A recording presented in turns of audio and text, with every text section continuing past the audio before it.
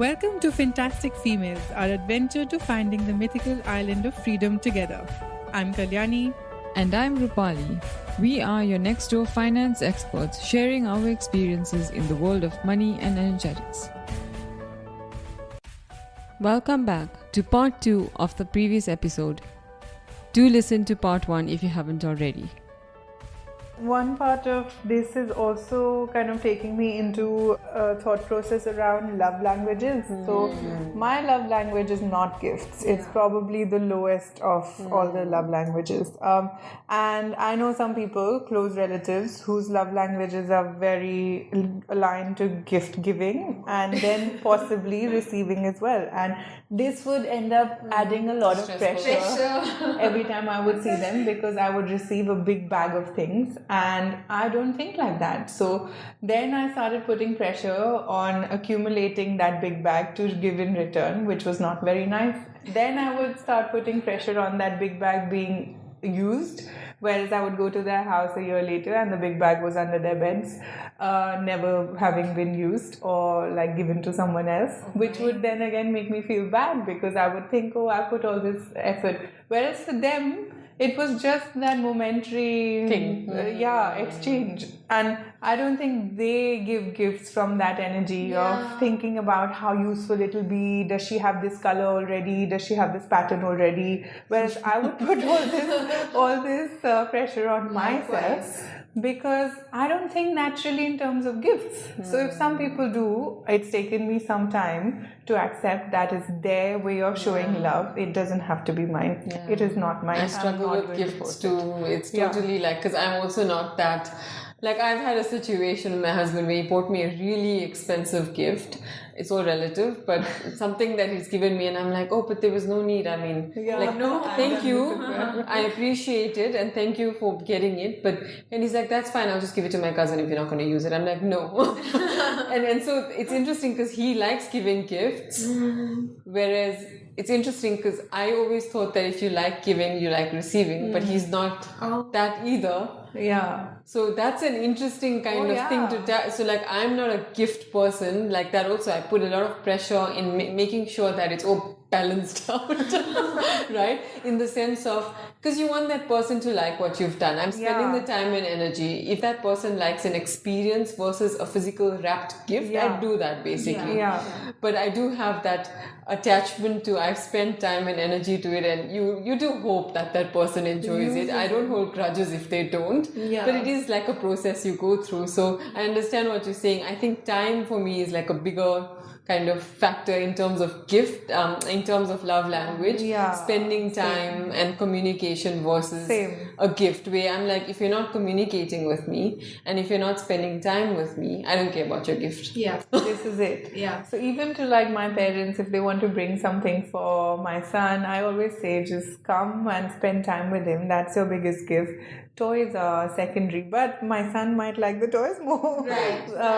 So have you figured like your kids' love languages now that they're getting older? So, I mean, I think they have multiple. Again, it's been an experiment because I've been figuring out my own, you know, and I think it's more towards what I steer them towards. If I can show them a better time. There was a time when gifts worked, when I'm occupied, I'm busy, I am not mentally available, I have a lot of things going on, then I know a gift will cheer them up. It's basically me giving them energy in some form or the other, right? And so they know my intent is good. I'm coming from that space. There's connection through that. But there have been days where, you know, I feel like the amount of time I spent playing a board game cheered them up to the next level. Then I know this upped it, you know, and this is the benchmark now. So I can go on expanding there, you know, and like the quality, the jokes, and you know, the story time at bed. So which one is more? So it's again a discovery process. But I do think ultimately, if you give someone a taste of really good time, of course they would want that. And there are people who will want the gifts too. I think so. My kids enjoy that. But like my daughter, I know on a day where if she gets really anxious about exams or something, the gift won't do much, but a joke and you know, spending quality time will work. So good to know. I think we also have days where, you know, like when we reward ourselves with online courses at midnight, it's probably a gift day, whereas when we want a hug, it's probably a physical love day, and so on. Something that I see a lot on social media, Deepti, is especially I think in a place like Dubai, I have been conscious of giving my child a more grounded reality in terms of, I don't know, simple things like making their beds, doing their dishes. We're not there yet. He's only 6, but slowly starting to get him to start making his bed or taking his dishes to the sink at least. But he's always been the one that has like a little broom in his hand, and he'll enjoy that too. So not so much recently. As a child, I remember that. They all do. They all. Yeah, because it's a game. Yeah, It's a game. He loves cleaning windows and stuff like that. So yeah, that is there. But I want him to be functional, when he goes into the world. And sometimes because in Dubai it's common to have help, we don't sometimes do these things ourselves. So our kids will only probably get worse. I don't know. But then on social media, I see people with multiple kids getting their kids to turn by turn wash dishes for the family and earn pocket money or stars, which then leads it to a toy or something. Yeah. I don't like this reward system myself, because a reward in essence means there's a punishment, which I don't like personally. Right. I mean, again, it's so subjective. Like, if I'm putting two scenarios in my mind, there are two kids, both parents asking the child to clean up. Yeah. One parent is doing it as like military style, more or less. I'm not saying exactly that, but one is more like, let's just try this out.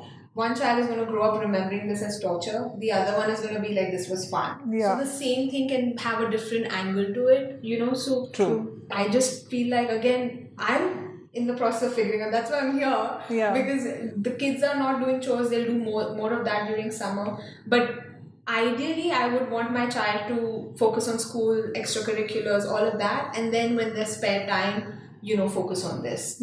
But during school days, it's less and less of that. I rather them have playing outside, socializing, meeting friends. Somewhere I want them to have this feeling right now. I'm figuring it out that this is being taken care of. But I do also think that as you get closer to college, at the end of it, these are skills you don't want to leave your child without, because she shouldn't be like deer in headlights.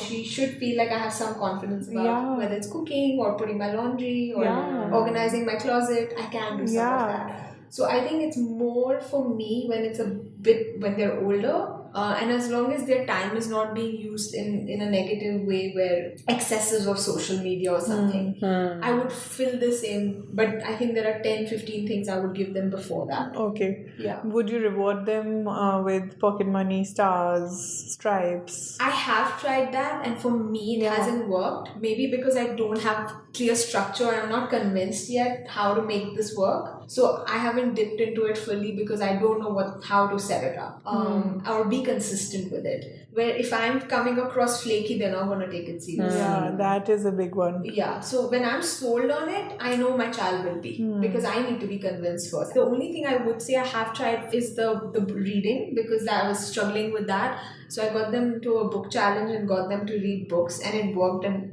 gave them something for it. I don't remember if it was significant, but at least it worked. Yeah. I tend to lecture them a little bit about enjoying the journey, and it's not about the reward, but sometimes it is about the reward. So it's going to be both. Yeah, as long as I'm aware of what I'm doing. Yeah. Recently, I saw something on Instagram that I was first really into, and then I started reading the comments, which I don't know, maybe I shouldn't have. But I saw a parent with a young child, and it was about screen time, and that is relevant to me, especially in the summers.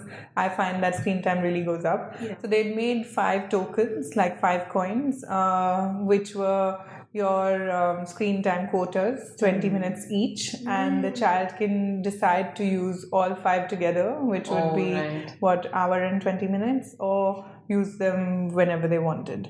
And all the comments were about, oh, but then this takes away from their natural regulation of when they want to switch it off, which I understand, but it feels like an amazing tool to me. I think go for it, because whatever strikes to you is right for you. Yeah. You know, and I think there's going to be plus and minus for everything, and they're going to be like you said, so many comments and views.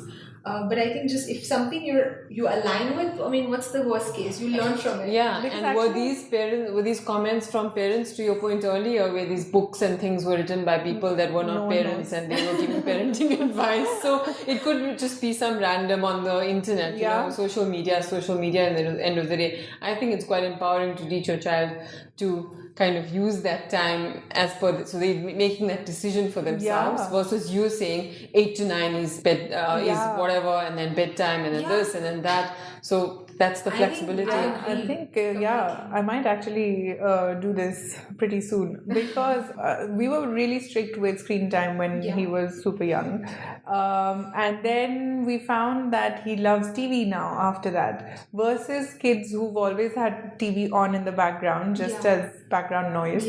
Some houses do that, and they are not obsessed with TV, but then they never sit and watch a movie as well because they just can't focus. Whereas my son really looks forward to, like, you know, screen time. It's always like, oh my, he's hypnotized, literally. We learned that in hypnosis as well, but he's really like not in the world, he's in the movie, which is good, I suppose, in terms of his focus, and he's able to sit for a long period of time. But most days, one of the questions at least I have to answer is today a TV day, mummy? And normally the answer is no. From Mondays to Thursdays we don't do TV. Between Friday and Sunday he gets enough TV, but summers will probably be a lot of TV, so tokens it is. I think, like you said, to that point where he makes that decision when, but he understands the system, and he also gets the point that it's not absolute no.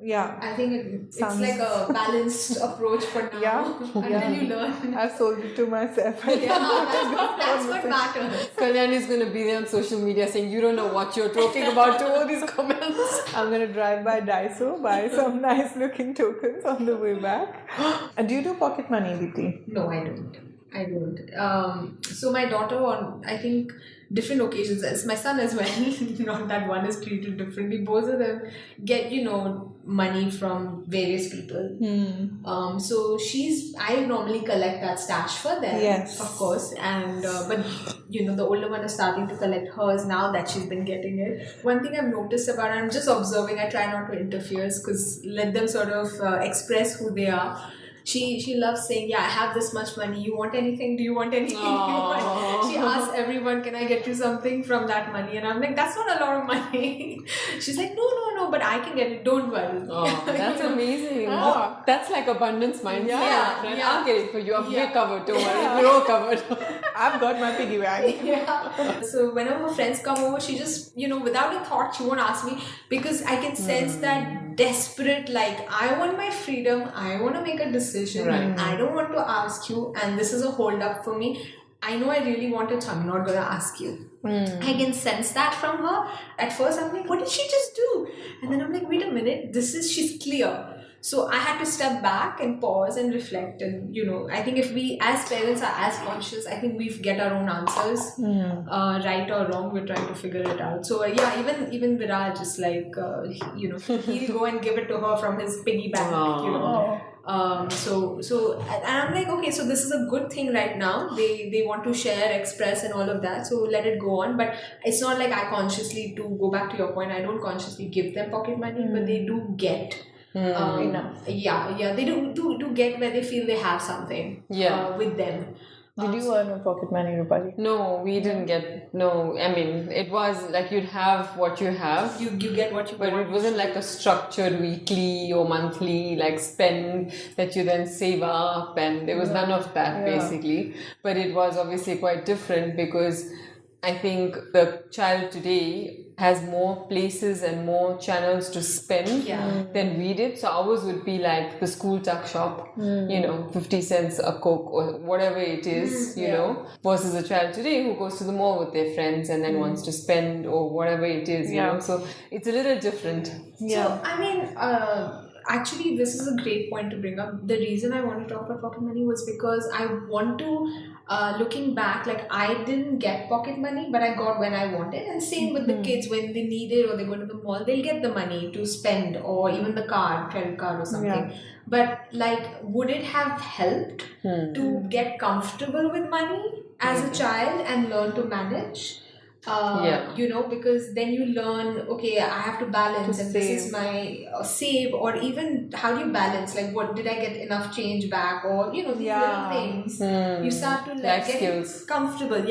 Because when I went to college, I was a little bit like, no, I don't want to mess up, so I didn't want to use anything. So then you go into that, not scarcity, but like still afraid sort of mindset. It is scarcity, When I went to London to study, my aim used to be to keep all my meals under £5. That is pretty restrictive in London, unless you're having chips, literally. Then you kind of start, putting these restrictions on yourself. But I did get pocket money, but much later in university, when I think my belief system was already formed. Right. So I think there's also interesting point we brought up before we started recording was different mentalities between the mom and the dad.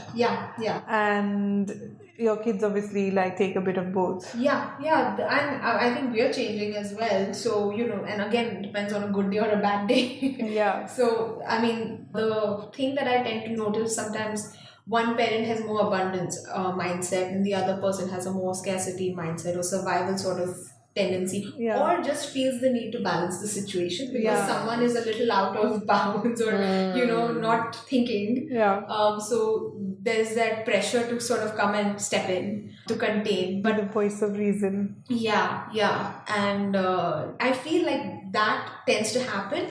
But something else that ties in is also, I feel like, are both the parents working, are both earning, is one, and are both privately aligned about this. And I've seen like both my husband and I having different viewpoints, different stages of life. And again, depending on what the child wants. But there have been a lot of instances of good cop, bad cop. But also like two parents earning could also lead to a lot of guilt buying in terms of, because we don't give them our time, we won't say no to anything. Exactly. I think the self-awareness and all of that, because if you yourself are I don't want to generalize, but I've seen couples that both work and they don't have the time to be self-aware in terms of how they're behaving. And so that's when it results in that kind of behavior where you're just guilt buying. Whereas someone who's not as kind of restricted with time may have the option or the opportunity to be able to take a step back and let it play out, right? You want to let them, like you said, give the child time to let it ride out and see where... So the time is, I think that's where the scarcity and abundance kind of comes from, where if you think, I feel like it's very, it's all kind of interlinked, right? Where if you feel there's a lack of time, you suddenly feel there's a lack of money, there's a lack of love, there's a lack of relationships, there's a lack of support. And so it all kind of intertwines in that complex way. And so if two people are self-aware versus one person are self-aware and the other one not, and the one who's aware is often kind of paying the price of, not even just about being parents or anything, but I'm like, why do I have to pay the price because I'm self-aware in terms of how I behave? Why do I always have to think about it? I just want to be also, right? So it's interesting how, because that plays out in parents too and in just life in general. You'll find like all these kind of kids who you'll meet, and one will be like, my parent was so busy earning and not available, but I had everything. Then one child will be like, my mom was always available, but my dad wasn't. And the personality difference. One was more controlling but more available. One was less available, so more forgiving and just abundant. It's interesting. It's like that. your macrocosm and your microcosm. It's sort of like who you are is playing out in different areas, like you said, relationships, money, whatever it is. Yeah. Maybe we can end today's episode with a few tips that you'd want to give to parents who are riding this journey. They don't have to be very black or white tips. Yeah. They can be tips from your journey, whatever they are. Going to Rupali's point of self-awareness, and I think just being more forgiving with yourself would be the number one. Just constantly being self-aware Very and relevant. If you're forgiving, you're modeling that to your child, because if you haven't figured it out, your child is also learning with you. So I think that would be the greatest big one as you figure out the various rules, whether what you're going to do this summer, use tokens, and next summer do something else. You're going to learn from that process. So have grace for yourself. I think change your mind and you said at the beginning, allow that, allow that space for yourself and your child, and not have too many hang-ups about messing up the parenting journey, because like you were saying earlier, we've turned out okay. So I'm sure as long as we're conscious and wanting to be conscious and aware, I think we'll figure it out. I think so. Yeah. And respecting sort of that journey, like, one partner might be on a different page, and, and what do they have to contribute for me? Because why am I getting triggered about this? What do I have to learn, right? It's horrible. You're always pointing it back to yourself. Yeah. I told that to my husband this morning. I'm like, you're pointing a finger, but do you see what's happening to the other three? And he's like, oh. But isn't it that with everything? It is. It gets a bit irritating when you're not in the mood for self-reflection. But the best part is you can sit and talk about it like this. Exactly. That's the best part. Yeah. So with that, we'll close this episode. Thank you very much for coming, Deepti. We'd love to have you over again and again to share your insights. But thank you for sharing Thank your you time. so much. I'm so glad I could put a voice to all the thoughts that I have in my head and share this with you all and learn so much while being here. So thank you. I'm sure we've got a lot more thoughts to tap into, but that's for a future date. Yeah. So please share this podcast, leave your reviews, your comments to support us on our journey. We are so passionate about making your lives more abundant with this information. So with that, we bring this episode of our financial adventure to an end. Please follow us on all social media platforms at Fantastic Females. None of the information provided is financial advice, and Fantastic Females is not a financial advisor. The information provided is educational only. It is general in nature and does not take into account your personal circumstances. Please use your own due diligence before making any financial or investment decisions.